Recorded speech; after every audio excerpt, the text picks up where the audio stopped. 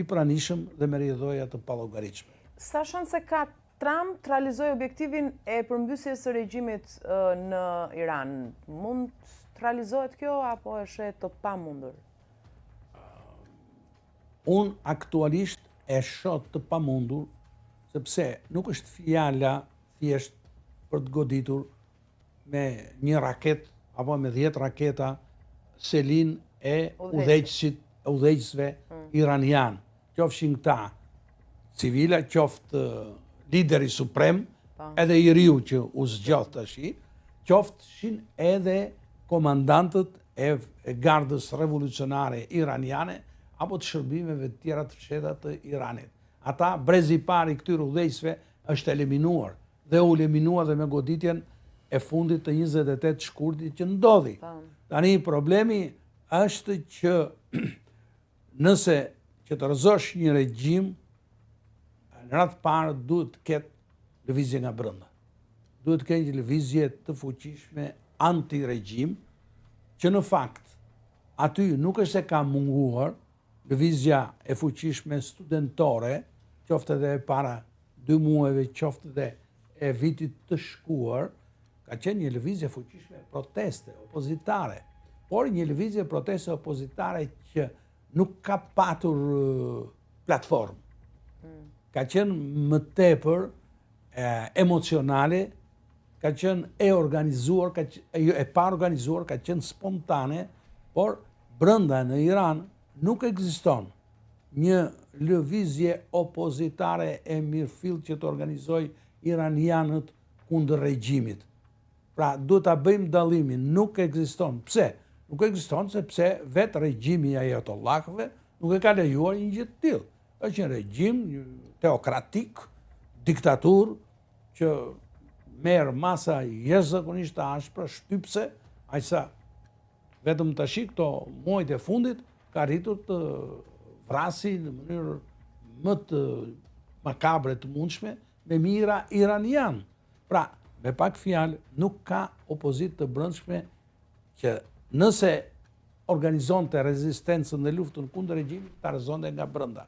Nga jashtë, opozita e jashtme iraniane, që është dhe ajo jo unike, është e copëzuar, se kemi në radhë parë kemi këtë televizin e MEK të mujahedinëve, një segment të cilit ne e kemi edhe këtu në Shqipëri, me qendër që e ka në Paris, por që është e përhapur në disa vende të botës dhe që ka një mbështetje relativisht jo të vogël, por kemi dhe një segment tjetër të opozitës iraniane që është e përfaqësuar me mbështetësit e trashëgimtarit të shahut të Iranit, Pahlevit, i cili u rrëzua në vitin 1979 nga këta ajatollahët që bën atë revolucion të njohur në atë kohë. Dhe pra, kemi një lëvizje opozitare të jashtme që përsëri nuk dihet sa forcë ka.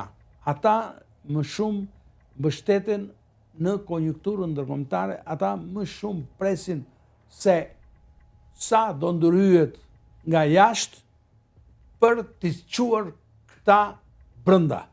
Sepse vetë kjo opozit iraniane nuk është se ka brenda në Iran mbështetje të gjerë.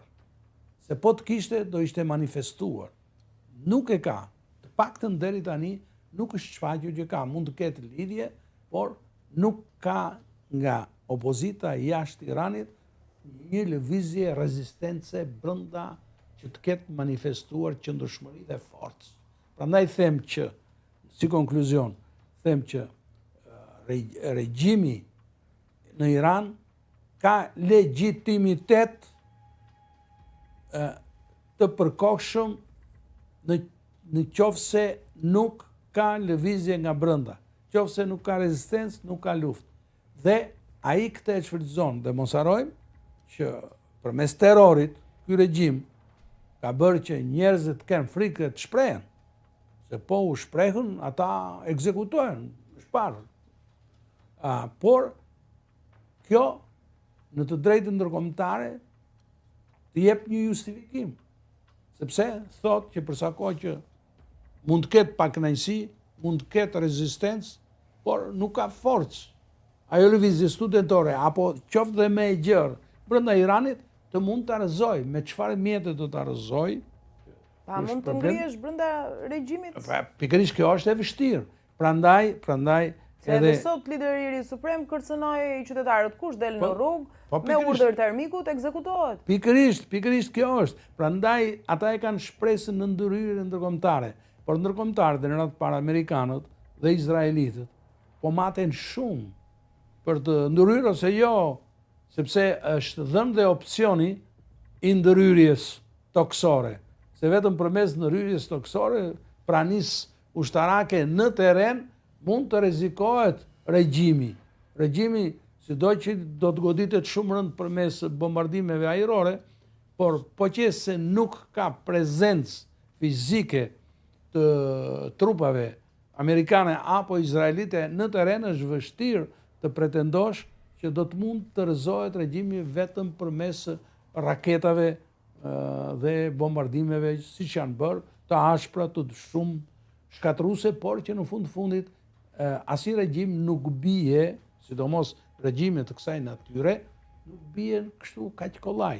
Prandaj dhe lufta do zgjas. Do të varet shumë se si do reagojnë më tutje amerikanët. Dhe unë mendoj që nuk do të ketë ndërhyrje të drejt për drejt amerikane me trupa.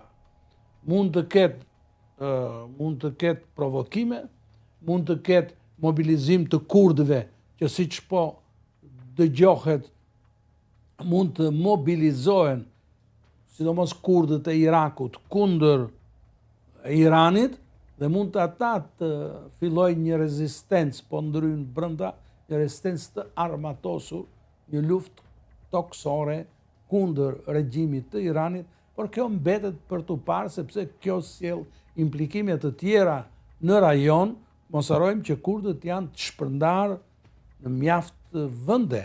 Kurdët vetë nuk janë unik. Kurdët vetë janë në influencën e atyre vendeve që në cilat ato jetojnë. Kurd ka në Irak, kurd ka në Siri, kurd ka në Turqi, për të mos përfolur dhe në një vend tjetër. Dhe kurdët janë përdorur dhe keq përdorur edhe nga fuqit e mëdha, edhe nga fuqit rajonale aty për interesat e tyre. Kështu që vetëm këtë shohun si mundësi për të filluar një proces ndërhyrje lufte toksore. Por mbetet për të parë edhe fakti se si do reagojnë fuqit ose këto vendet rreth e rrotull. Patjetër që ka një klim kundër Iranit,